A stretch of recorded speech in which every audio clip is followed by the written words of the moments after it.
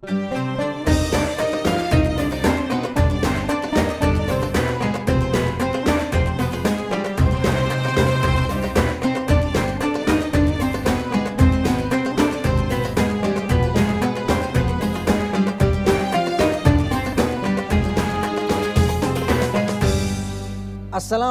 warahmatullahi wabarakatuh. Waalaikumsalam warahmatullahi wabarakatuh. Bismillah, alhamdulillah, wassalatu wassalamu ala rasulillah Sayyidina Muhammad ibn Abdillah wa ala alihi wa sahbihi wa man walah. Alhamdulillah, marilah kita sampaikan rasa syukur kita kepada Allah atas nikmat yang begitu banyak diberikan kepada kita, sehingga alhamdulillah pada pagi ini kita bisa kembali melanjutkan salah satu yang menjadi tradisi Nabi, yaitu mengadakan pengajian. Dan pada kesempatan kali ini insya Allah tema kita pemirsa adalah tentang momentum Sumpah Pemuda. Bagaimana kepemudaan ini bisa menjadi peluang kita untuk memajukan bangsa dan juga negara. Dan bagaimana Islam itu memberikan porsi bagi anak-anak muda. Dan anak muda seperti apa yang bisa menjadi peluang bagi proyek kemajuan bangsa dan juga negara. Tema ini kita akan membahasnya nanti lebih dalam bersama dengan guru kita. Tidak asing juga beliau setiap pekan juga sering menyampaikan ilmunya kepada kita di TVRI Nasional dalam program Kajian Ulama dan Umara. Yang pertama yaitu Profesor Dr. Abdul Mu'ti. Assalamualaikum Prof. Mu'ti, sehat? Waalaikumsalam warahmatullahi wabarakatuh. Alhamdulillah sehat Mas Ibullah. Alhamdulillah, putih bercahaya. Semoga Prof. Mu'ti diberikan kesehatan. Silakan amin, disapa para pemirsa yang ada di rumah Prof. Assalamualaikum warahmatullahi wabarakatuh. Para pemirsa Serambi Islami dimanapun berada, alhamdulillah kita bisa bertemu kembali di acara kita yang sangat kita cintai ini. Mudah-mudahan bermanfaat dan semoga seluruh pemirsa dalam keadaan sehat walafiat. Baik, terima kasih Prof. Mu'ti. Selanjutnya juga ada guru kita Profesor Dr. Kiai Haji Asrorun Niam Soleh MA. Assalamualaikum Kiai Niam, sehat? Waalaikumsalam warahmatullahi wabarakatuh. Sehat selalu Kiai. Kita senada ya. Alhamdulillah senada. Ya. Semoga saya juga sama nasibnya dengan beliau. Silakan disapa Kiai. Pemirsa Serambi Islami dan juga rekan-rekan yang hadir di studio. Alhamdulillah hari ini kita tetap semangat, tetap sehat, tetap istiqomah untuk mudarosah, memperoleh ilmu dan juga komitmen untuk mengamalkan guna kepentingan kemanfaatan bagi masyarakat kita. Amin. Beliau adalah Ketua Majelis Ulama Indonesia bidang fatwa dan juga pengasuh pesantren An-Nahdhah Depok. Jadi kalau ingin mencari pesantren ya bisa sesuai namanya An-Nahdhah. An-Nahdhah itu pergerakan ya. Kebangkitan. Ya, bagaimana supaya kebangkitan ilmu-ilmu yang ada di Indonesia termasuk agama dan juga keilmuan. Kalau punya anak yang sekarang SD kelas 6, kemudian SMP kelas 3 dan pengen mondok bisa segera di pesantren An-Nahdhah karena ini waktunya mepet nih. Kita udah mau tutup. Baik, terima kasih Prof. Niam. Ini langsung Prof. Niam yang nyampaikan. Dan tadi juga guru kita Prof. Mu'ti, beliau juga saya rasa nggak perlu saya perkenalkan, cukup populer ya Prof.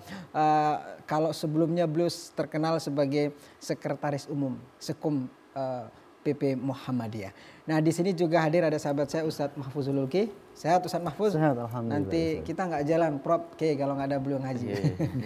Di sini juga hadir dari teman-teman Pusat Studi Quran. Assalamualaikum warahmatullahi wabarakatuh. Waalaikumsalam warahmatullahi wabarakatuh. Apa kabar? Sehat? Alhamdulillah tema kita sesuai ini. Prof. Niam dan juga Prof. Mu'ti, ada anak-anak muda ini siap nanti akan menjadi pemimpin-pemimpin Indonesia di masa akan datang. Di bawah pimpinan langsung dibawa oleh Ustadz Agus Heri Prasetyo. Assalamualaikum Ustadz Agus, sehat selalu. Semoga teman-teman dari PSQ terus memberikan pencerahan buat masyarakat Indonesia. Saya kembali yang pertama kepada Kiai Niam. Kiai, pemuda ini siapa? Apakah pemuda secara substantif atau secara umur atau secara apa? Dan juga dalam Islam itu porsi sejauh mana diberikan kepada anak-anak muda dan dalam batasan seperti apa? Ya, terima kasih ya. Tema kita terkait dengan kepemudaan dengan momentum Sumpah Pemuda ya. di dalam Sumpah Pemuda itu kan ada komitmen. Apa yang dikomitmenkan? Nah, saya kira ada Islamic value, nilai Islam yang bisa kita refleksikan terkait dengan peristiwa Sumpah Pemuda yang mengkomitmenkan kebersamaan di tengah keragaman. Nah, pemuda harus menjalankan peran sebagai agen perubahan. Nah, di dalam Islam posisi pemuda sangat vital dan Rasulullah SAW memberikan ruang partisipasi anak muda tidak hanya kepada ruang-ruang terbatas, tetapi ruang-ruang yang seharusnya itu pada waktu itu dimainkan oleh orang tua, ini dipercayakan kepada anak muda semata untuk kepentingan mengoptimasi nilai manfaat juga membangun regenerasi. Nah, sebelum berbincang soal esensi kepemudaannya, kita pengen menyoroti hal yang terkait dengan substansi Sumpah Pemudanya dalam konteks keislaman ya. Ya, betul. Pada saat Indonesia mau mengkonsolidasi perjuangan kemerdekaan, hal yang nyata yang menyebabkan susahnya merdeka adalah keterpecahan.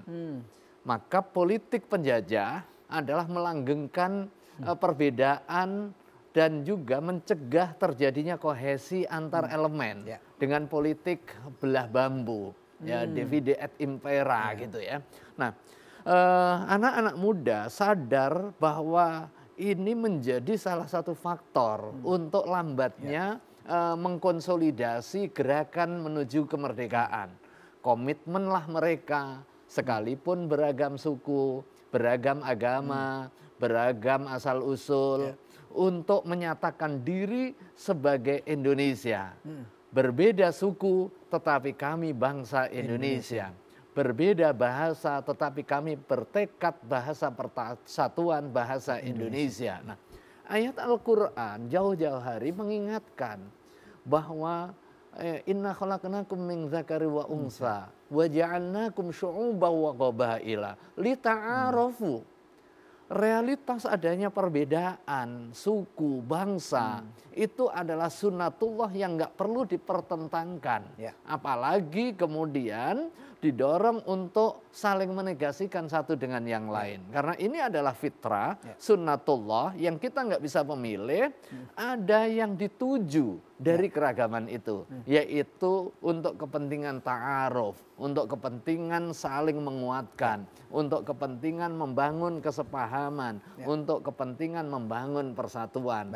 Tidak ada satu orang pun yang layak untuk menyandang kehormatan hanya karena persoalan ras, persoalan suku. Dan itu diingatkan di dalam pertemuan terpenting pada saat sebelum Rasulullah SAW wafat. Nah, ini sebagai konklusi ajaran Islam waktu itu, Hujjatul Wada, Rasulullah salah satu pesan pentingnya yaitu soal sawasiyah, soal kesetaraan.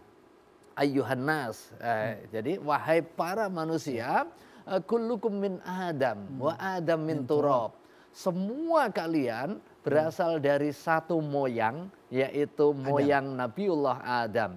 La fadla li arabiyyin wala ajamiyin. Anak muda, jangan hanya urusan paras saja kemudian kamu meninggikan seseorang. Tidak ada yang lebih utama hanya karena persoalan dia Arab atau ajam, persoalan hitam atau putih, persoalan cantik atau tidak, persoalan hidung mancung atau pesek, illa bittaqwa, kecuali dengan ketakwaan. Nah, indikator ketakwaan ini ada yang bersifat personal, hubungan kita dengan Allah, ada hubungan dengan sesama. Baik, momentum Sumpah Pemuda adalah momentum untuk mencari kebersamaan di bawah satu payung, yaitu Indonesia. Saya ke Prof Muti. Prof, momentum Sumpah Pemuda yang kemudian apa langkah-langkah anak muda saat ini untuk modal untuk memajukan bangsa dan juga negara ke depannya bagi anak-anak muda sekarang? Saya kira Sumpah Pemuda itu harus kita lihat dari dimensi historisnya. Tadi disampaikan bahwa kelahiran Sumpah Pemuda itu adalah momentum yang di dalamnya ada kesadaran kolektif untuk menjadi bangsa yang maju, menjadi bangsa yang berdaulat. Ya. Dan yang kedua adalah adanya jiwa besar bahwa identitas itu tidak dihilangkan, tetapi tidak boleh terlalu ditonjolkan. Ya. Sehingga kalau identitas itu yang terlalu ditonjolkan, maka yang terjadi adalah primordialisme. Bahkan bisa juga terjadi berbagai bentuk diskriminasi rasial ya, yang sekarang kita masih mengenal adanya rasisme. Betul. Di mana orang itu merasa dirinya hebat karena rasnya. Betul. Sehingga karena itu tadi Pak Kiai Asrorun Ni'am sudah menyampaikan bahwa manusia itu menjadi mulia itu bukan karena dia Arab, bukan karena dia non-Arab, tapi yang menjadi sebab dia mulia adalah ketakwanya. Sehingga di situ sebenarnya Al-Quran berusaha menggeser orientasi keunggulan dari orientasi prestis ke orientasi prestasi. Sehingga orang itu bisa menjadi hebat karena dia punya prestasi. Bukan karena dia itu, mohon maaf misalnya keturunannya siapa gitu kan. Walaupun kadang-kadang memang ada juga kadang-kadang memang nasib itu tergantung nasab. Betul itu. Kadang-kadang ada begitu juga. Gitu. Tapi Islam berusaha untuk menggeser itu. Menggeser itu. Nasab itu penting, bukan tidak penting. Tetapi jangan hanya membanggakan nasab, Anda tidak berprestasi. Sehingga karena itu kemudian kemuliaan seseorang itu tidak bergantung pada nasab, tapi bergantung pada kasab. Usaha dia. Nah karena itu maka takwa itu kan bagian dari bagaimana seseorang itu berusaha. Nah pada konteks ini saya kira ada sebuah kesadaran kolektif dan juga ada sebuah visi jauh ke masa depan. Bangsa ini akan terus dijajah kalau tidak bisa kita ini bersatu dan tidak bisa kita menanggalkan sentimen primordialisme yang berlebihan, yang karena itu kemudian orang, mohon maaf ya, dalam konteks sejarah Islam itu jatuh kembali kepada sentimen jahiliyah. Karena di antara ciri masyarakat jahiliyah sebelum Rasulullah Muhammad diutus kepada masyarakat Arab itu adalah sentimen primordialisme yang berlebihan. Tidak hanya primordialisme syu'ubiyah dan qabailiyah, tapi juga primordialisme nasabiyah juga gitu. Nah, karena itu maka Islam sebenarnya tadi disampaikan oleh Pak Kiai Asrorun Ni'am memberikan kepada kita landasan-landasan penting, nilai-nilai penting bahwa kita ini terikat di antara satu dengan yang lainnya, walaupun kita berbeda secara rasial antara satu dengan yang lainnya. Kita terikat baik berbeda agama, suku, budaya, tetapi kita satu. Itulah pesan yang disampaikan oleh Prof. Muti maupun Kiai Ni'am di segmen pertama ini, bahwa jangan atas dasar itu kita kemudian berpecah belah. Kita akan kembali sesaat lagi, tetaplah bersama kami dalam program Serambi Islami, spesial kajian ulama dan umara.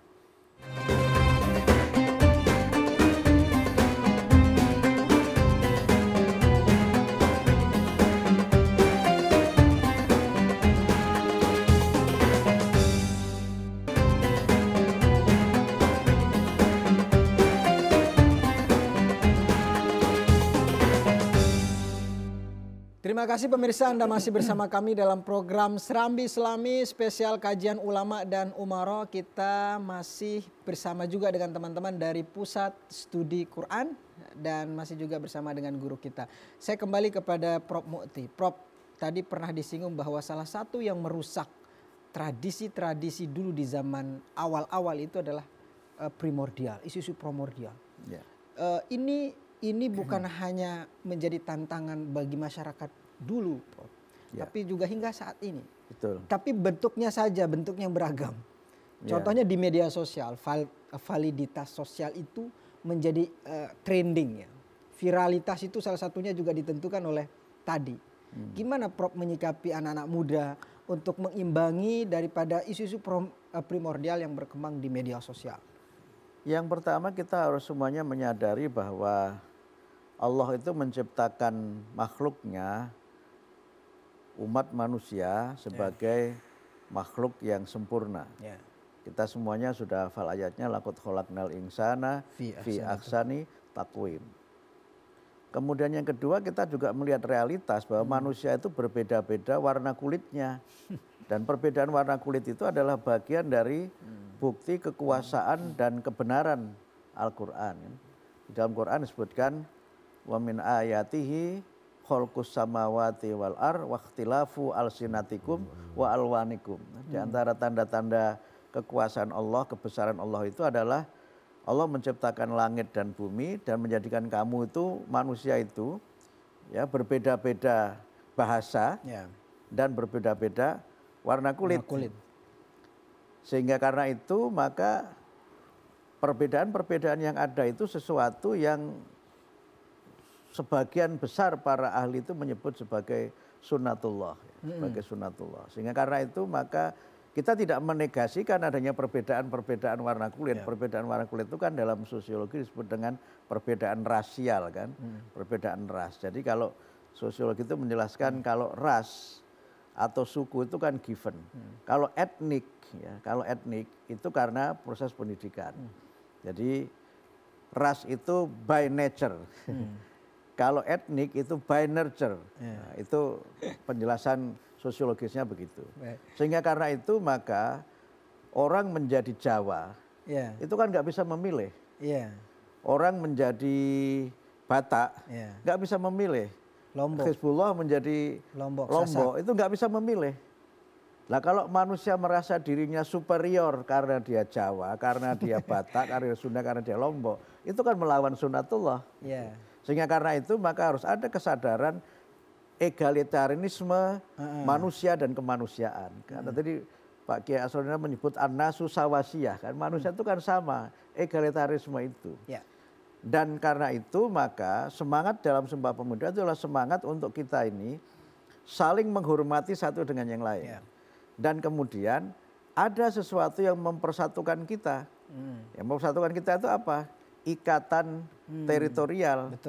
Sehingga saya sering menyebut dalam konteks Sumpah Pemuda itu kan ada 3 hal penting yang melekat di dalamnya kan. Dengan penegasan satu bangsa, itu artinya apa? Kita beda-beda, tapi sebenarnya kita itu satu bangsa yang bernama bangsa Indonesia. Yang kedua satu tanah air kan. Udara ini punya suku apa? Enggak ada kan. Emang ada air yang punyanya orang Papua, semua air itu punya kita semua gitu kan. Kemudian yang ketiga apa? Bahasa. Bahasa itu penting karena bahasa menunjukkan bangsa. Karena itu maka bayangkan ya seandainya Indonesia ini tidak ada bahasa Indonesia. Ngomongnya gimana? Ngomongnya gimana gitu. Saya dalam beberapa saat yang lalu saya hadir di sebuah pertemuan di Perancis. Saya ketemu sama Presiden Perancis Emmanuel Macron itu dia bertanya, Profesor, how many languages in Indonesia? Dia nanya begitu, di Indonesia ada berapa bahasa? Ya saya menyebut lebih dari 200 bahasa di Indonesia itu. Tetapi kemudian kita beruntung sebagai bangsa Indonesia itu dengan Sumpah Pemuda itu kita diikat oleh sebuah bahasa nasional karena itu disebutnya sebagai bahasa persatuan. Bahasa yang membuat kita ini menjadi Indonesia. Tapi kejawaannya kan nggak hilang. Saya ini walaupun bahasa Indonesia, Jawanya medok. Jawanya medok banget sehingga ketahuan, ini mesti orang Jawa ini gitu. Kira-kira Hizbullah juga akan ketahuan, ini mesti orang Lombok ini ketahuan gitu. Dan yang lain-lain. Karena itu identitas itu tidak bisa dihilangkan. Tetapi tidak boleh kemudian identitas primordial itu menjadikan kita merasa superior di atas yang lain. Sehingga dengan itulah maka persatuan itu dibangun karena ada penghormatan terhadap perbedaan, karena ada perasaan dan komitmen bahwa kita ini harus punya satu visi bahwa Indonesia ini milik kita semua. Indonesia milik kita bersama. Kalau ini ada dalam anak-anak muda kita semua, jadi apapun perannya, ayo untuk Indonesia, mahasiswa, mau dosen, mau pengusaha, politisi dan sebagainya, kalau gitu akan tercapai sebuah rasa kebersamaan untuk Indonesia. Saya ke Prof Niam. Prof, kalau bahas, karena Sumpah Pemuda, anak muda sekarang nggak bisa lepas dari gadget. Bahkan kalau melihat dari laporan We Are Social itu bahwa Setiap hari anak-anak itu sekarang akses lebih dari 8 sampai dengan 9 jam per hari pegang gadget. Pertanyaan saya adalah bagaimana kemudian peran teknologi dan media sosial ini dalam memperkuat atau mengurangi semangat Sumpah Pemuda di kalangan anak-anak muda? Ya, terima kasih ya.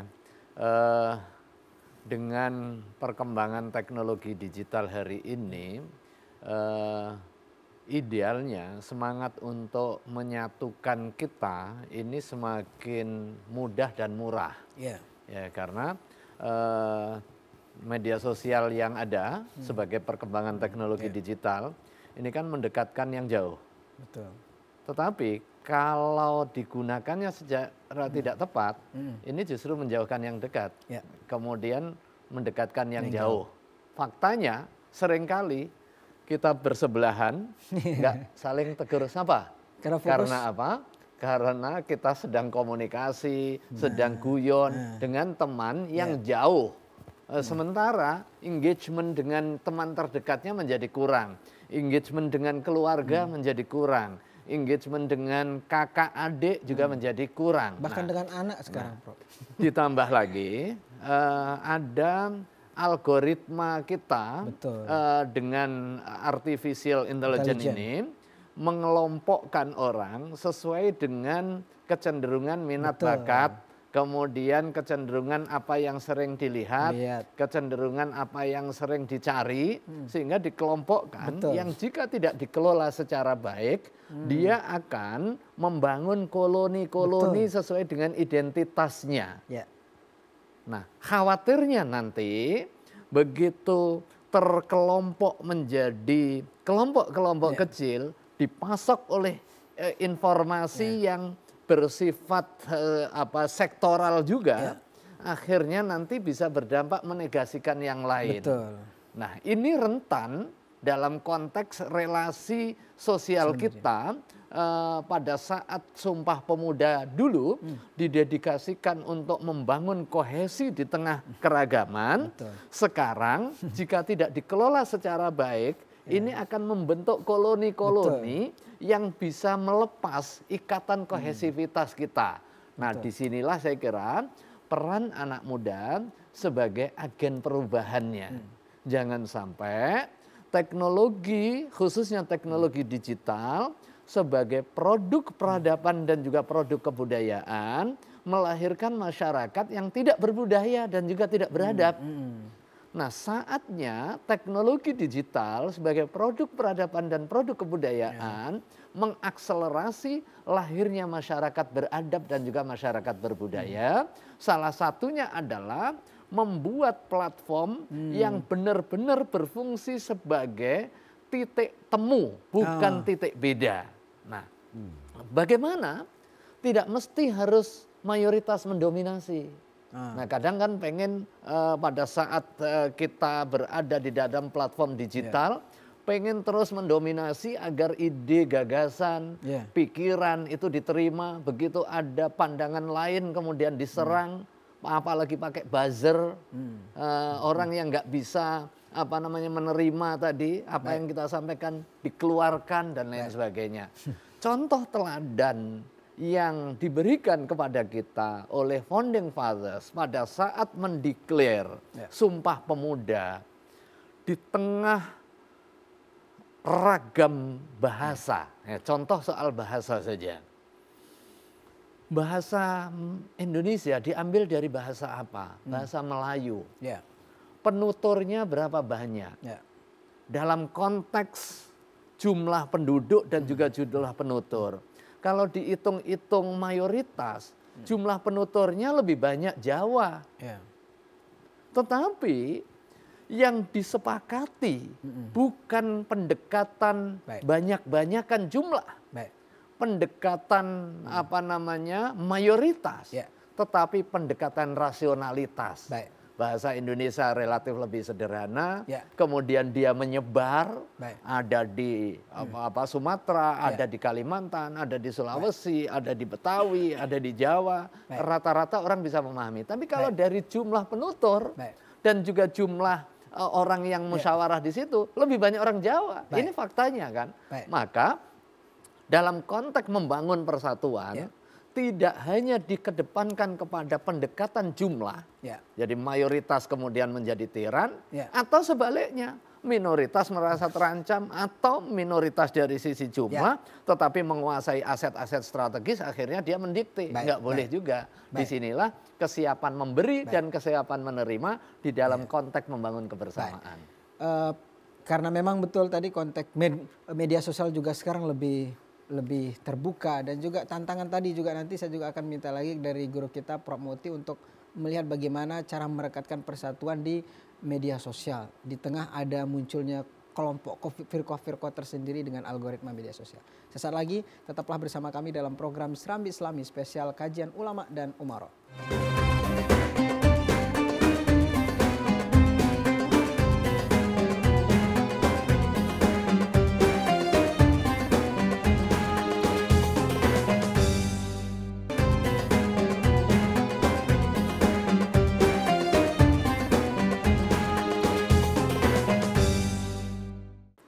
Terima kasih pemirsa, Anda masih bersama kami dalam program Serambi Islami spesial kajian ulama dan umara, masih bersama teman-teman dari Pusat Studi Quran dan juga Kiai Mu'ti dan juga Kiai Niam Ustadz Mahfuz Huluki.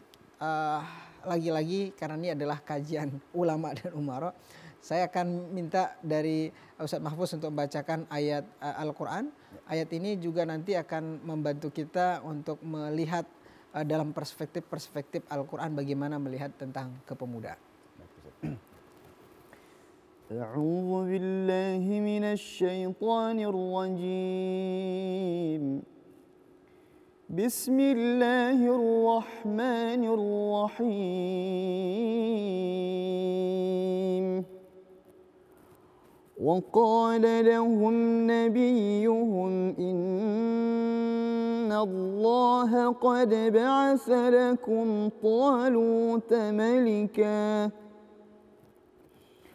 قالوا أنى يكون له الملك علينا ونحن أحق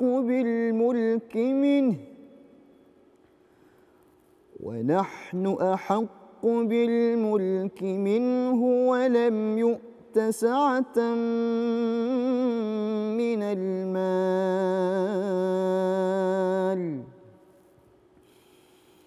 قال إن الله اصطفاه عليكم وزاده بسطة في العلم والجسم والله يؤتي ملكه من يشاء والله واسع عليم صدق الله العظيم. Maha benar Allah dengan segala firman-Nya. Saya langsung saja ke Prof Mu'ti terkait dengan ayat ini dan juga apa yang perlu dipersiapkan bagi anak muda, terutama untuk mengawal Pancasila dan juga untuk menyongsong Indonesia maju ini. Karena memang sekarang kan pemerintahan baru Indonesia maju, dan kaitannya juga dengan ayat tadi. Iya, baik.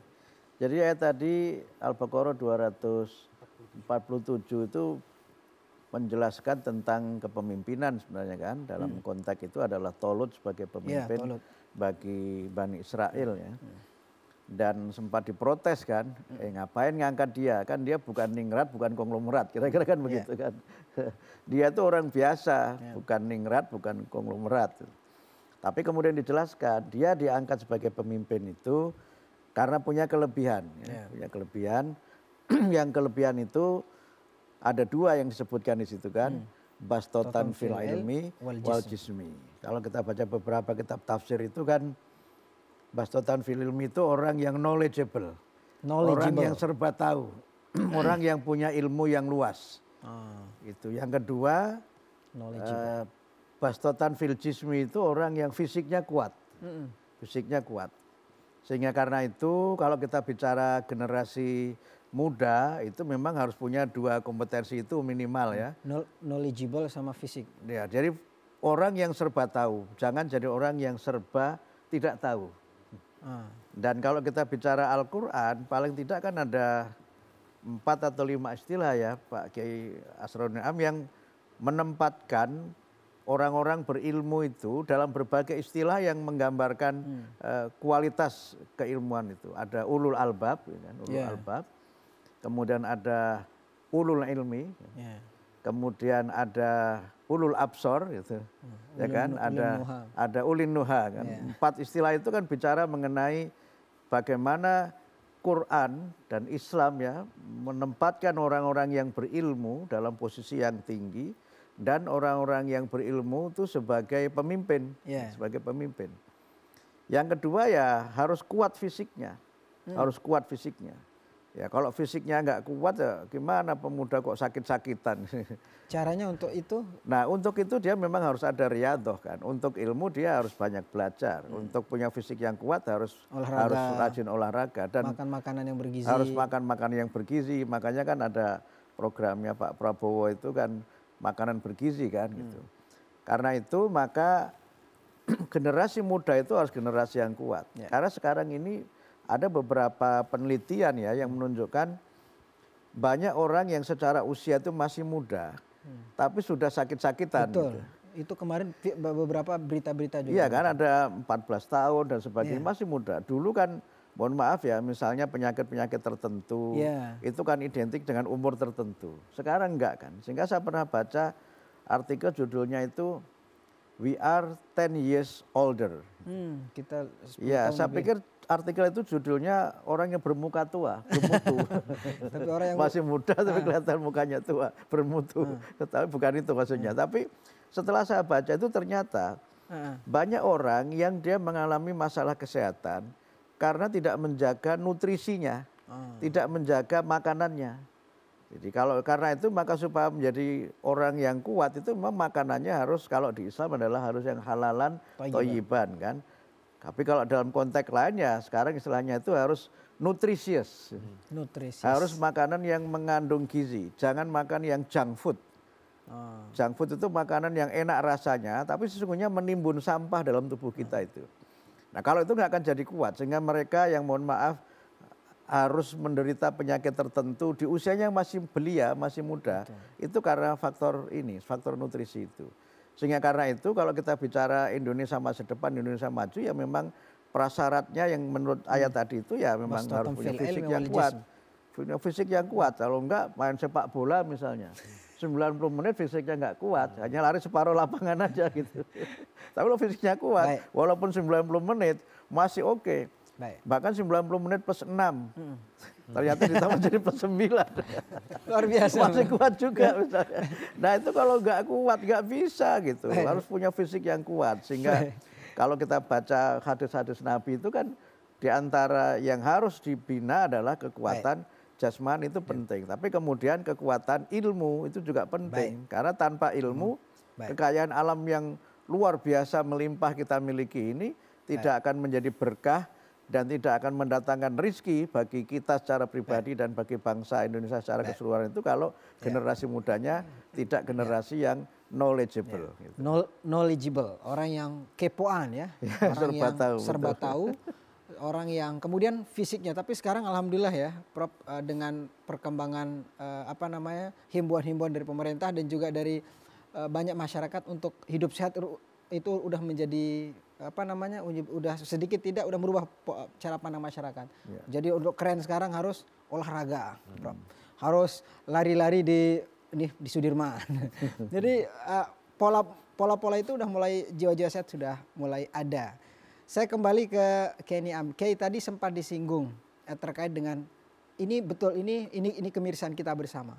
Yang disebut oleh Prof tadi bahwa algoritma media sosial saat ini adalah membuat kita terkapling-kapling. Orang itu memfollow berdasarkan frekuensi dengan dia. Jadi yang dia nggak suka dia nggak follow. Akhirnya dia tetap benci sebenci-bencinya karena dia nggak tahu apa yang dia suka. Ini menurut saya tantangan, Prof. Gimana caranya? Apalagi tadi lahirnya Sumpah Pemuda pada untuk menyatukan semua itu. Gimana kemudian untuk bisa mengawal Pancasila? Anak-anak muda harapan Kiai Niam, anak-anak muda saat ini bisa nggak? Saya optimis, tapi maksudnya gimana nih supaya mager terus di media sosial, pegang sosmed sekarang setiap hari, bahkan cenderung mental health-nya terganggu sekarang itu. Kiai Niam. Terima kasih ya.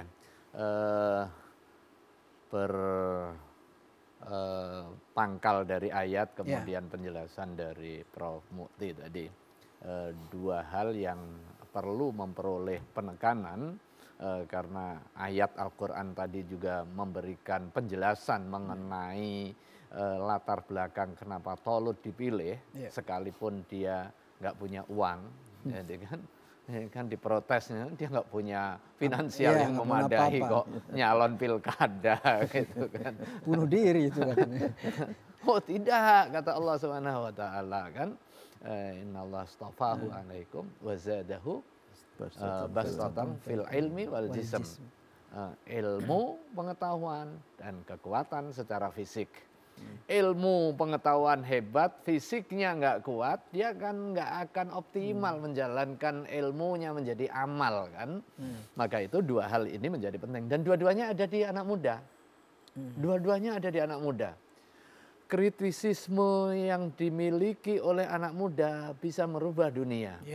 Tidak ada satu fase sejarah perubahan masyarakat yang bersifat strategis tanpa partisipasi anak muda. Betul. Ya, di setiap lapisan sejarah.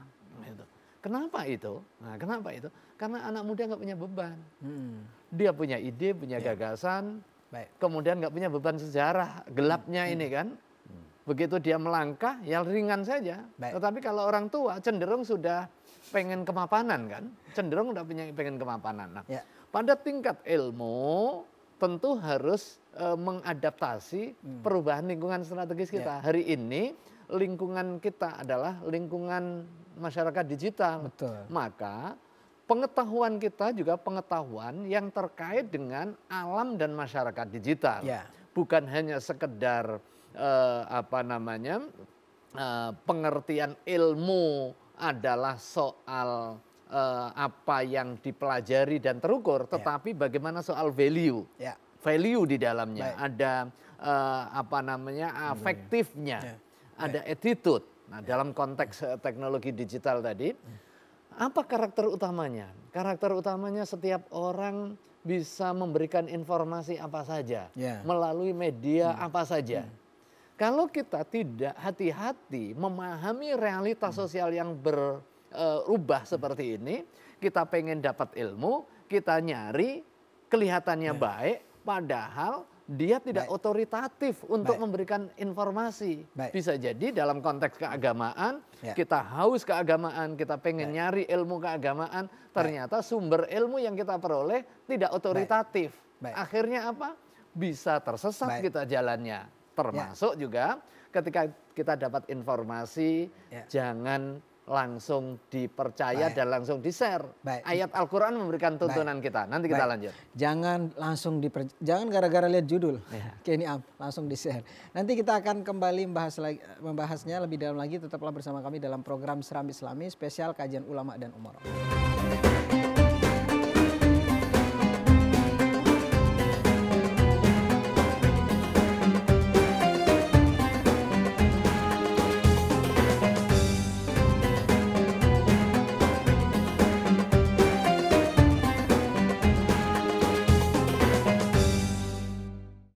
Terima kasih pemirsa, Anda masih bersama kami dalam program Serambi Islami spesial kajian ulama dan umarok. Tadi Kiai Niam sudah menyinggung bagaimana di media sosial itu kita sudah saatnya mulai, kalau istilah sekarang disebut jihad algoritmatik. Jadi kita harus memperbanyak narasi-narasi, karena bagaimanapun semakin banyak narasi itu nanti akan memberikan pilihan yang beragam bagi masyarakat. Tentu narasi-narasi tentang persatuan, kesatuan, begitupun dengan konten-konten keagamaan. Nah, di segmen kali ini saya akan membacakan ya Ustadz Mahfuz pertanyaan yang masuk melalui media sosial. Kita akan tampilkan pertanyaan seperti apa. Silakan ditampilkan. Ustadz Mahfuz minta tolong untuk dibaca. Assalamualaikum warahmatullahi wabarakatuh. Saya Rizky dari Surabaya. Izin bertanya, Bagaimana konsep keadilan sosial dalam Islam berdasarkan dalil Al-Quran? Keadilan sosial, mungkin pertanyaannya ini adalah lebih kepada bagaimana anak-anak muda itu sebagai peluang untuk menciptakan, artinya semua orang tua, semua kalangan, elemen bisa dia akomodir. Kenya. Ya, keadilan sosial, al-adalah al-ijtimaiyah. Ya. Bagaimana konsepsi keadilan dan relevansinya dengan tema kita ya, anak muda. Tema anak muda. Anak muda bangkit bersama dengan potensinya. Jangan nebeng. Jangan nebeng. Jangan. Jadi pemuda hari ini rijalul qad. Yes. Dengan potensi yang kita miliki. Jangan nepotis, kemudian jangan hanya karena persoalan kegantengan itu yang kemudian dieksploitasi. Yang dijadikan parameter keunggulan kita adalah soal prestasi. Soal prestasi. Dan Rasulullah mengajarkan soal keadilan ini. Kan, i'dilu wa aqrabu littaqwa. Lau kanat Fatimatu binta Muhammadin sallallahu alaihi wasallam saraqat laqata'tu yadaha. Jangan mentang-mentang Fatimah anak gua kemudian nggak mau taat hukum. Nah gitu. Seandainya Fatimah anak Nabiullah Muhammad sallallahu alaihi wasallam melanggar hukum, saya yang akan menegakkan hukumnya. Jadi setara di depan hukum. Ya. Jangan ngandalin bapaknya pejabat. untuk memperoleh akses ekonomi, akses sosial dan lain sebagainya. Atau misalnya dosanya orang tuanya, jangan gara-gara dosanya orang tuanya nilainya. Ya, orang tuanya sebagai dosen juga harus adil, kan gitu kan? Ya. Harus adil. Adil itu kan apa? Wad'u syai' fi mahallihi, meletakkan sesuatu pada posisinya. Ya. Kalau anaknya pinter ya diberikan reward. Jangan hanya gara-gara anaknya kamu minggir lah. Ntar dikirain nepotis, nggak boleh juga. Gitu kan. Kalau dia berprestasi sekalipun anaknya ya nggak apa-apa gitu. Baik. Bukan karena anaknya tapi karena prestasinya. Bukan karena dia anaknya kemudian diangkat jadi PNS, karena memang dia lulus passing grade sekalipun anaknya. Ya. Kan gitu. Baik. Jangan sampai juga zalim ke anaknya juga. Ini mentang-mentang anaknya, ya bisa aja sih sebenarnya dia lebih hati-hati, biar nanti terhindar dari fitnah. Anaknya jangan daftar di kantor bapak nak, bagus. Baik. Tetapi kalau toh daftar, tapi pendekatannya prestasi, ya nggak apa-apa. Itu prinsip keadilan. Ya betul. Memang ada juga memang dianggap bahwa akhirnya apa guna saya jadi, mohon maaf, pemimpin, tapi anak-anak saya juga sebenarnya berpotensi. Kalau memang kita memandang dari sisi sisi ini, makanya tadi di sisi tengahnya udah ditekankan oleh Kenny Am. Nah di segmen kali ini saya juga akan mempersilahkan izin Prof Muti kepada teman-teman dari Pusat Studi Quran untuk bertanya secara langsung. Silahkan, siapa yang bertanya, perkenalkan nama dan pertanyaannya. Ya silahkan. Bismillahirrahmanirrahim. Assalamualaikum warahmatullahi wabarakatuh. Waalaikumsalam warahmatullahi wabarakatuh. Alhamdulillah ya amma ba'du. Perkenalkan Prof, saya Rizky Awal Ramadan Situmorang dari Pusat Studi Al-Quran. Izin bertanya Prof, bagaimana cara pengaplikasian kata makna Sumpah Pemuda di era modern saat ini dengan panduan Al-Quran? Terima kasih Prof. Baik, kita akan langsung minta jawaban dari guru kita Prof Muti. Bagaimana mengaplikasikan semangat nilai Sumpah Pemuda di era modern saat ini? Ya yang pertama kalau kita lihat tadi ya, isinya kan 3 tadi kan. Jadi ada ikatan kebangsaan, ada ikatan kewilayahan atau tanah air, dan ada ikatan kebahasaan. Saya menyebut itu sebagai satu pernyataan kedaulatan budaya dan identitas Indonesia. Karena itu dalam era sekarang maka kita hendaknya menjadi warga negara Indonesia yang bangga berbahasa Indonesia. Warga Indonesia yang produktif dengan bahasa Indonesia, dan warga Indonesia yang menjadi hebat itu karena kita senantiasa menjadikan bahasa itu sebagai pemersatu. Mohon maaf kan, generasi muda sekarang itu kan cenderung, mohon maaf ya, ke Inggris-Inggrisan. Ke Inggris-Inggrisan. Nggak keren kalau nggak Inggris. Ya, iya kadang-kadang jualan mie ayam itu diinggriskan chicken mie. Saya gitu. Padahal mana ada chicken mie kan kira-kira begitu. Atau misalnya apa lagi? Pisang goreng itu disebutnya apa itu misalnya? Pakai pokoknya Inggris-Inggrisan, jadi fried pisang. Gitu. Fried pisang. Jadi serba ke barat-baratan, ke Inggris-Inggrisan gitu. Atau mungkin mohon maaf juga sebagian ada yang ke Arab-Araban. Iya. Ya kadang-kadang Arab pating genah. Gitu. Misalnya begitu kan. Karena itu kita memang tidak kemudian antipati terhadap bahasa asing. Bahasa asing itu penting. Iya. Karena itu kunci untuk kita bisa berkomunikasi dengan masyarakat dunia. Tapi jangan tinggalkan identitas keindonesiaan kita. Iya. Itu yang penting. Yang kedua juga jangan malu menjadi bangsa Indonesia. Saya dalam sebuah kesempatan itu kan sering kalau keluar negeri ya mohon maaf itu kan sering pakai baju batik saya. Iya. Yang pakai baju batik. Dan kalau pakai baju batik itu orang tahu bahwa dia orang Indonesia. Jangan malu. Walaupun ada satu cerita, ada anekdot itu. Satu saat saya konferensi di Qatar. Iya. Saya pakai baju batik. Nah di acara break gitu ngobrol sama sesama peserta, sesama pembicara gitu. Saya menjelaskan tentang batik yang saya pakai itu. Kemudian ada pembicara Argentina bilang, oh yang kamu pakai itu batik ya, saya kira Anda pakai piyama. Gitu. Karena Anda mengira, dia sempat berpikir saya tidak sopan di forum internasional begitu kok pakai batik. Nah akhirnya kemudian saya jelaskan bahwa batik ini adalah warisan budaya Indonesia untuk dunia yang diakui UNESCO. Gitu. Bahkan kemudian saya cerita panjang lebar kepada pembicara Argentina itu.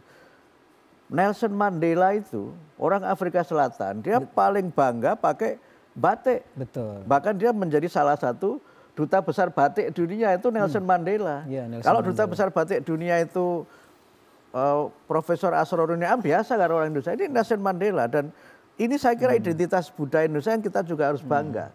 Dan itu menjadi sumbangan Indonesia untuk dunia. Yeah. Sehingga karena itu kita harus bangga berbahasa Indonesia, menulis karya-karya dalam bahasa Indonesia. Misalnya begini lagi, bangsa Jepang, itu kan nggak perlu merubah hurufnya menjadi semuanya huruf Latin. Yeah. Dia masih pertahankan huruf Jepang itu kan. Nah, Cina juga begitu, dia nggak rubah gitu kan. Korea juga begitu kan, dia tidak rubah hurufnya tuh. Orang lain mumet ya biarin aja. tapi dengan itu dia tetap bisa menjadi bangsa yang maju gitu. Sehingga kita tetap bisa maju sebagai bangsa Indonesia kalau kita itu bangga dengan bahasa Indonesia, produktif dengan bahasa Indonesia. Kalau perlu, kalau orang Korea itu nyanyi pakai bahasa Korea, ya kita nyanyi pakai bahasa Indonesia, tetapi lagu bahasa Indonesia ini yang mendunia begitu. Saya kira kebanggaan itu yang bisa kita bangun dengan semangat Sumpah Pemuda. Betul, kita banyak orang yang kurang percaya diri. Tadi betul kata Prof. Muti bahwa bahasa Indonesia dianggap bahwa bahasa yang tertinggal. Jadi nggak genap kalau ngomongnya itu harus ada bahasa Inggris atau bahasa Arab. Nah, saya kembali ke Kenny Amkei terkait dengan anak muda di dalam, kita kembali kepada sejarah-sejarah Islam. Banyak sekali yang diberikan ruang-ruang oleh Nabi dulu untuk berkiprah, misalnya seperti Ali bin Abi Thalib. Nah, apa argumen, tentu Nabi akan menghadapi perlawanan dari orang-orang senior, unsur-unsur dari orang-orang yang lebih senior dari itu. Gimana cara Nabi dan juga anak-anak muda menyikapi di tengah orang yang lebih senior, anak-anak muda ketika itu? Ya, yang pertama soal kepercayaan bahwa setiap kita adalah pemimpin. Kemudian ada mekanisme regenerasi, itu sudah pasti ya. Orang tua punya kearifan, tetapi punya keterbatasan di dalam gerak. Maka butuh disupport oleh anak-anak muda yang memiliki daya kritis, kemudian kecepatan di dalam gerak. Termasuk juga respon terhadap perubahan. Nah, perubahan itu kan sunatullah. Ya, perubahan itu sunatullah. Nah, siapa yang adaptif terhadap perubahan? Ya anak-anak muda gitu kan. Karena dunianya adalah dunia yang terus berubah. Yeah. Sementara orang tua ini yang akan digantikan oleh anak-anak muda. Maka diperlukan mekanisme bernama transfer ilmu, transfer value, termasuk juga transfer dan juga transisi kepemimpinan. Nah, Rasulullah SAW menjadikan anak-anak muda sebagai pemimpin, bukan pemimpin nanti, tetapi pemimpin hari ini sesuai dengan kompetensinya masing-masing. Tetapi di dalam relasi antara tua muda, Rasulullah tetap memberikan norma. Jadi normanya laisa minna man lam yarham shaghirana wa lam yuwaqqir kabirana. Nah, bagaimana hubungan senior junior harus tetap saling menghormati, saling menguatkan. Tidak termasuk golonganku, kata baginda Rasulullah SAW. Orang tua yang meminggirkan anak muda, gitu kan? Orang anak muda yang nggak hormat kepada orang tua. Cepet minggir nih, udah out of date, gitu kan? Ini udah bau tanah, gitu. Minggir saja. Tidak termasuk golonganku, kata. Malam yarham saghirana, yang tidak memberikan ruang partisipasi, memberikan dengan penuh kasih sayang kepada anak muda, tetapi sebaliknya orang muda tidak memberikan penghormatan kepada orang tua. Itu tidak termasuk golongan. Dua-duanya harus seimbang. Inilah yang kemudian betul etika publik bagi anak-anak muda juga perlu didengarkan, dan ini menjadi landasan kita untuk siap menyongsong Indonesia yang lebih baik. Kita akan kembali sesaat lagi, tetaplah bersama kami dalam program Serambi Islami spesial kajian ulama dan umara.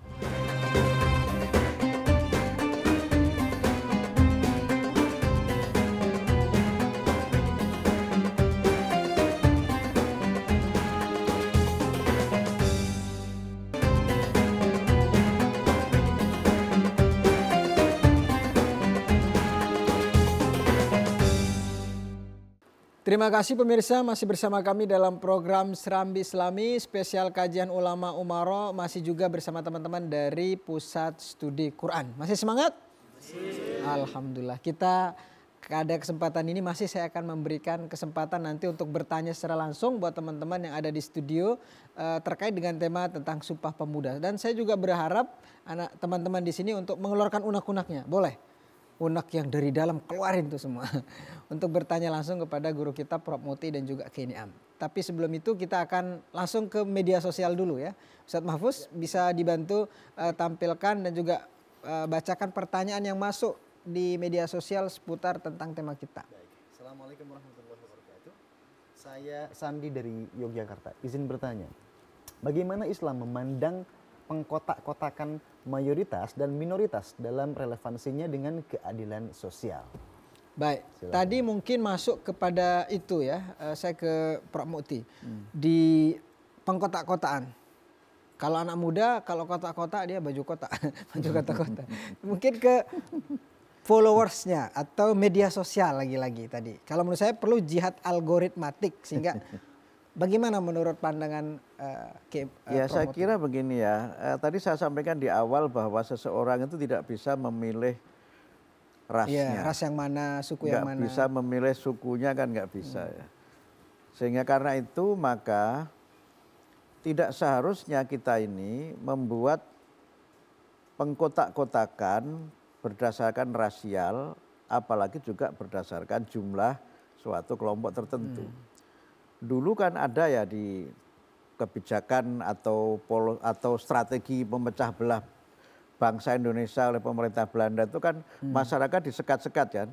Ada masyarakat kelas 1, kelas 2, kelas 3, yang kelas 1 itu adalah orang-orang keturunan Eropa ya, orang-orang keturunan yang dari Eropa itu kelas 1, yang kelas 2 itu keturunan Bumiputra yang ningrat ya, dan berbagai macam kelompok etnis tapi yang tidak barat itu.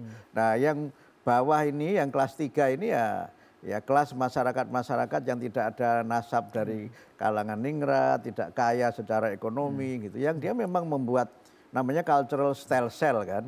Jadi sekat-sekat budaya yang karena itu orang kemudian menjadi terbelah karena itu. Nah, sekarang nggak boleh lagi kita begitu. Sehingga karena itu maka kita di Indonesia ini juga sesuai dengan ajaran agama Islam. Siapapun bisa tampil kalau dia punya prestasi. Dalam teori sering disebut dengan meritokrasi.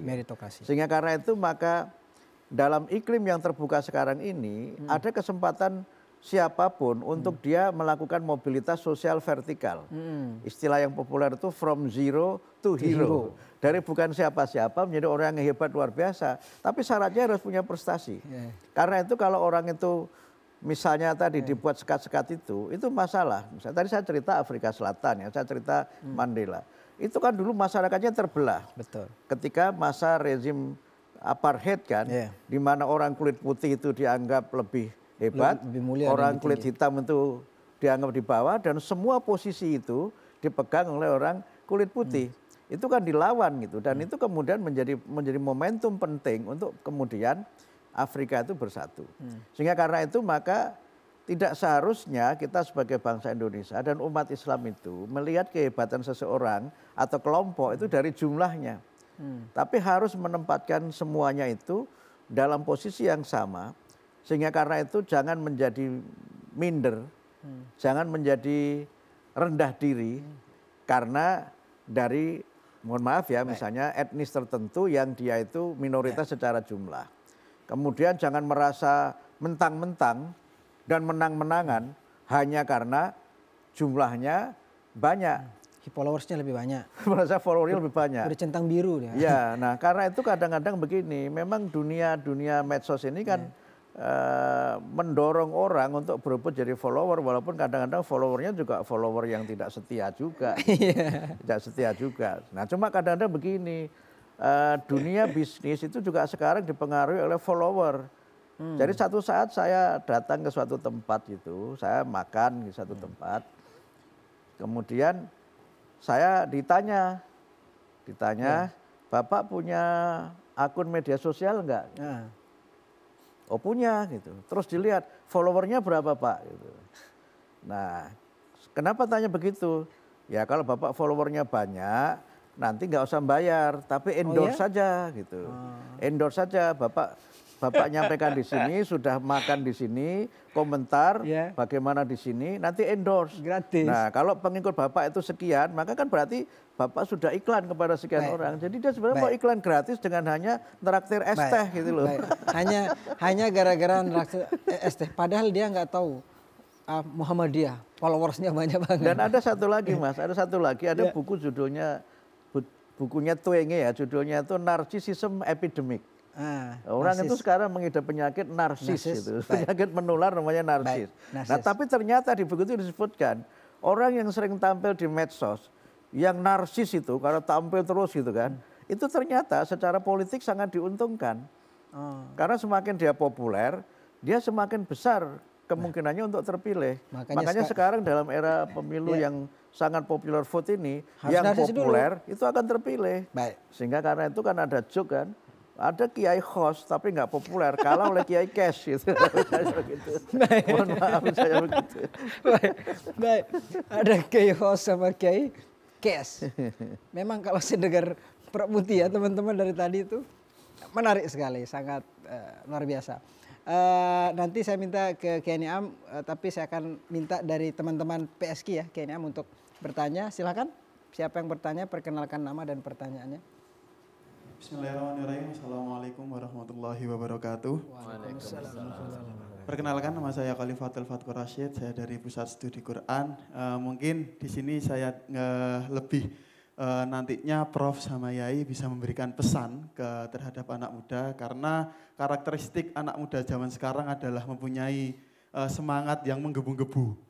Nah, mungkin nanti Prof dan Kiai bisa memberikan nasihat atau pesan bagaimana anak muda itu bisa menjawab tantangan sebagai agent of change, agent of perubahan dalam prinsip tetap menjalankan prinsip ukhuwah Islamiyahnya. Mungkin itu saja. Wassalamualaikum warahmatullahi wabarakatuh. Waalaikumsalam warahmatullahi wabarakatuh. Saya langsung ke Kiai Niam, nggak sabaran anak muda sekarang. Menggebu-gebu. Betul ya. Masing-masing kita punya potensi ya. Tetapi potensi itu harus disalurkan sesuai dengan tempatnya. Potensi kepemimpinan, potensi kreativitas yang kita miliki gitu kan. Kalau tidak disalurkan kepada tempatnya dan tidak difasilitasi, kreativitas yang dimiliki oleh anak muda, kelebihan ilmu yang dimiliki anak muda, kelebihan fisik yang dimiliki anak muda, itu cenderung jadinya destruktif. Anak-anak muda yang tawuran itu karena energinya lebih, cuma tidak diarahkan secara benar, kan gitu kan? Betul. Kan gitu. Kemudian orang yang ngehack, webnya kedutaan Amerika, kemudian kemarin menyebabkan downnya pusat data nasional, itu kan anak-anak muda. Betul. Anak-anak muda. Pernah suatu waktu saya pada saat jadi ketua KPAI itu didatangi oleh seorang yang habis mengamankan anak, ternyata anak santri. Mengamankan anak karena dia ngehack. Ngehack di salah satu situs kementerian. Nah, setelah ditelusuri, ini anak santri. Kebetulan pimpinan pesantrennya itu saudara saya. Jadi ketemu. Dia punya keahlian, tetapi mungkin tidak di mentoring secara benar, tidak didampingi. Karena itu energi yang lebih harus disalurkan kepada tempatnya dengan mentoring yang benar. Maka itu dalam konteks ini keragaman kita perlu dirajut dalam bentuk apa? Dalam bentuk ukhuwah tadi salah satunya. Kita bisa beragam, tetapi kita mencari sebanyak mungkin titik penyama. Hari ini mungkin asal-usulnya juga beragam, pakaiannya beragam, wajahnya beragam. Tetapi titik penyamanya apa? Sama-sama di PSG. Itu kan menjadi titik penyama, menjadi identitas di mana kita memperoleh titik temu. Nah, konsentrasi untuk mencari sebanyak titik temu itu adalah awal mula membangun kohesi. Kita bisa aja hari ini beragam, saya NU, beliau Muhammadiyah. Tetapi ada titik temunya, di mana Islam, ukhuwah Islamiyah, kan gitu kan, ukhuwah Islamiyah. Bisa jadi kemudian berbeda agama, ada titik temu lagi, titik temu keindonesiaan, ukhuwah watoniyah, persaudaraan kebangsaan, sekalipun kita berbeda suku, berbeda agama, berbeda asal usul, tetapi ada melting potnya, titik temunya. Yaitu keindonesiaan. Benar kita berbeda, tetapi kita punya rasa kebangsaan yang sama, bangsa Indonesia. Dengan spirit dan semangat itu, maka akan lahir kebersamaan dan juga kedekatan hubungan kekeluargaan. Nah, tidak hanya cukup dalam pengertian kebangsaan yang bersifat sempit didasarkan kepada nasionalitas dari teritori semata. Di tengah kondisi masyarakat global yang menyatu, yang nyaris border itu hilang, border sekat-sekat teritori yang dulu dibatasi oleh berbagai aturan yang menjadi barrier. Kita pergi harus pakai paspor, visa dengan berbagai persyaratan yang sangat detail. Impor ekspor juga detail sekali. Sekarang kita ke ASEAN bebas visa. Dan itu harus juga disertai dengan mindset ukhuwah Islamiyah, ukhuwah watoniyah. Setelah itu ada ukhuwah basyariyah atau ukhuwah insaniyah. Kita bisa ada dari Indonesia, ada dari Australia, ada dari Jepang, tetapi kita diikat oleh kebersamaan kita atas dasar kemanusiaan universal. Luar biasa, anak-anak muda kalau sabaran, ingat tadi memang saran dari Prof. Niam itu harus memang ada yang kontrolnya. Kekuatan yang terlalu menggebu-gebu harus disalurkan dengan mentor. Itu luar biasa kata-kata dari Keniam. Kita akan kembali sesaat lagi, tetaplah bersama kami dalam program Serambi Islami spesial kajian ulama dan umara.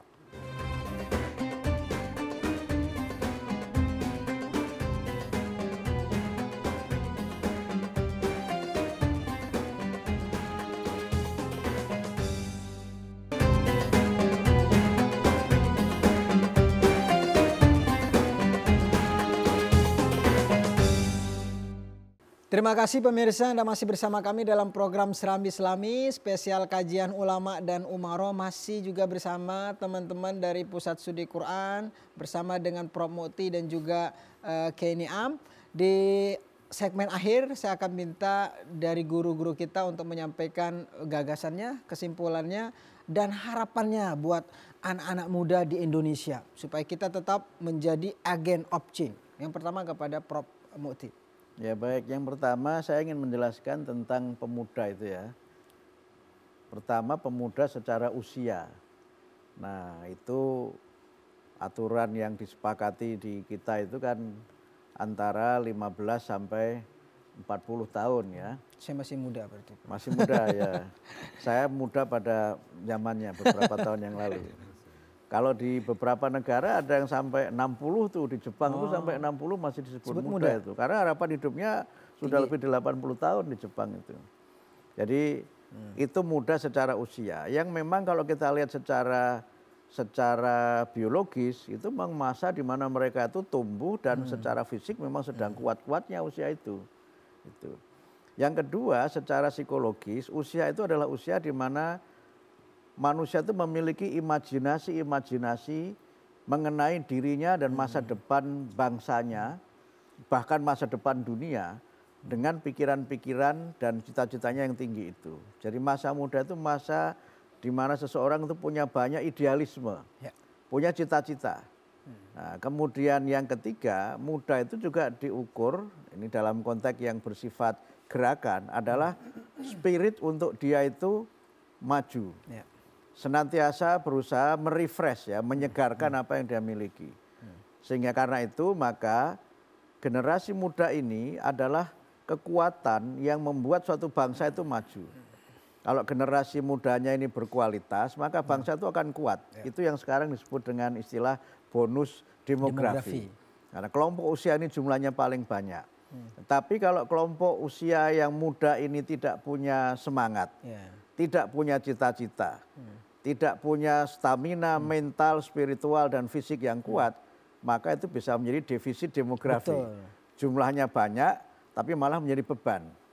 Karena itu maka kekuatan Sumpah Pemuda itu harus kita kaitkan dengan kekuatan untuk bagaimana kita punya semangat muda.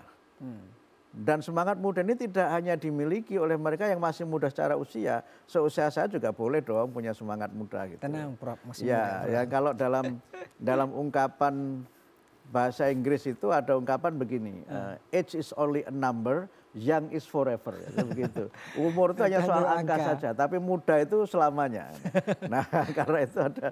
Tapi kalau yang kebablasan, yang keliru tadi ada ungkapan tua-tua keladi, makin tua makin menjadi, ya, itu nggak boleh gitu. Harusnya tua-tua keladi itu makin tua makin dekat kepada ilahi, harusnya begitu kan gitu. Karena itu maka muda dalam pengertian spirit itu harus dimiliki oleh siapapun bangsa ini, terutama adalah mereka yang memang secara usia itu masih muda. Dan spirit positif ini harus kita arahkan kepada kebersamaan, kepada persatuan.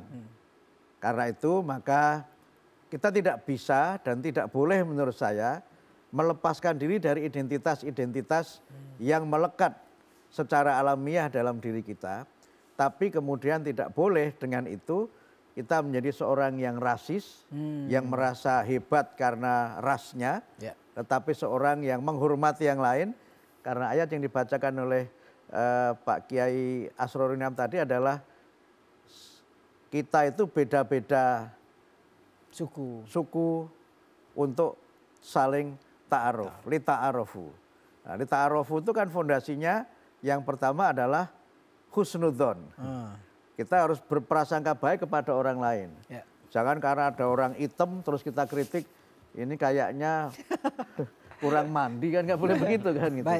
Kemudian yang kedua, husnudzon itu kita ikuti dengan husnul khuluq.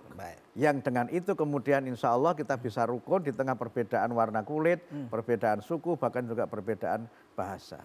Baik, terima kasih sekali lagi kepada guru kita Profesor Dr. Abdul Mu'ti. Selanjutnya guru kita Profesor Dr. Kiai Haji Asrorun Niam Soleh MA untuk berikan gagasan dan juga kesimpulan terkait dengan harapan buat anak-anak muda di Indonesia. Ya, terima kasih. Masa muda adalah masa yang paling strategis, tetapi waktunya nggak panjang. Dan Nabi secara khusus memention soal pentingnya perhatian di usia muda ini. Syababaka qabla haramik. Ingat waktu mudamu sebelum datang waktu tuamu. Karena di situ ada keistimewaan-keistimewaan. keistimewaan fisik, keistimewaan ide, gagasan. Tetapi kalau ada anak muda, tetapi kehilangan kesempatan untuk mengasah ilmu pengetahuan, maka matilah dia sebelum kematiannya. Nah ini ada syairnya Imam Syafi'i. Man fatahu ta'limu waqta syababihi, fakabbir alaihi arba'an liwafatihi. Barang siapa kehilangan kesempatan untuk mengenyam ilmu pengetahuan di waktu mudanya, maka takbirkan dia 4 kali sebagai simbol kematiannya. Nah, lagi-lagi usia muda adalah usia yang sangat strategis, kekuatan fisik, nalarnya, hafalannya masih kuat. Kalau udah agak tua-tua dikit nih pelupa. Jangankan soal ilmu pengetahuan, soal nama temennya aja kadang lupa gitu kan. Jangan sampai nanti nama istri juga lupa. Oh itu kan ada yang lain. Iya, makanya mumpung masih muda dan Nabiullah SAW juga membangun kekuatan sosial kemasyarakatan di samping oleh para senior, ini membentuk tim anak-anak muda. Ada nama-nama Abdullah yang dikenal sebagai Al-Abadilah. Ada Abdullah ibni Umar, ada Abdullah ibni Amr, ada Abdullah ibni Abbas, ada Abdullah ibni Mas'ud. Ini adalah sahabat-sahabat muda yang dikenal kecerdasannya. Kemudian ada panglima perang yang tadi disampaikan. Itu anak muda yang belum 20 tahun tuh kan? 17 tahun diberikan kepercayaan. Dan Nabi juga memention secara khusus. Ya ma'syarus syabab. Nah ini yang khusus nih. Karena ini adalah pembentuk awal generasi. Apa itu? Soal pernikahan. Ya ma'syarus syabab man istata'a minkumul ba'ah falyatazawwaj. Hai anak muda, kalau sudah cukup bekal kalian, berarti kalau mau nikah harus punya bekal dulu. Jangan punya hanya sekedar pacar aja atau calon aja nggak punya bekal memadai, kemudian menekatkan diri untuk masuk ke jenjang pernikahan. Pernikahan sebagai awal pembentuk suatu komunitas masyarakat yang kuat dimulai dari keluarga. Baik, kita mulai dari keluarga untuk membangun Indonesia. Dan sekali lagi terima kasih kepada guru kita Profesor Dr. Abdul Muti, Profesor Dr. Ki Haji Asroni Amsolema, Ustadz Mahfuz terima kasih, dan juga teman-teman dari Pusat Studi Quran, seluruh pemirsa dimanapun saja berada. Dan terakhir kita kesediaan singkat doa dari guru kita Profesor Dr. Abdul Muti untuk Indonesia yang lebih baik. Bismillahirrahmanirrahim. Alhamdulillahi ala ni'amihi dhahirati wal batinati qadima wa haditha. Wassalatu wassalamu ala Muhammadin nabiyil mustafa wa ala alihi wa sahbihi wa manittaba'al huda. Rabbana ighfir lana dhunubana wa kaffir anna sayyiatina wa tawaffana ma'al abrar. Allahumma inna nas'alukal afwa wal afiyah wal mu'afatad da'imah fid dini wad dunya wal akhirah wal fawza bil jannah wan najata minan nar. Allahumma inna nas'aluka ilman nafi'ah wa amalan mutaqabbala wa rizqan wasi'an halalan thayyibah. Rabbana atina fid dunya hasanah wa fil akhirati hasanatan wa qina adzabannar. Subhana rabbika rabbil izzati amma yasifun wa salamun alal mursalin walhamdulillahi rabbil alamin. Amin amin ya rabbal alamin. Terima kasih sekali lagi Prof. Muti, Kenia, Ustadz Mahfuz. Semoga kita semua diberikan kesehatan dan beliau guru-guru kita ini semoga juga meluangkan waktunya terus untuk memberikan ilmunya kepada kita di program Serambi Islami Kajian Ulama Umara. Akhirnya saya Muhammad Hizbullah pamit undur diri. Mohon maaf atas segala kekurangan. Sekian, wassalamualaikum warahmatullahi wabarakatuh. Waalaikumsalam warahmatullahi wabarakatuh.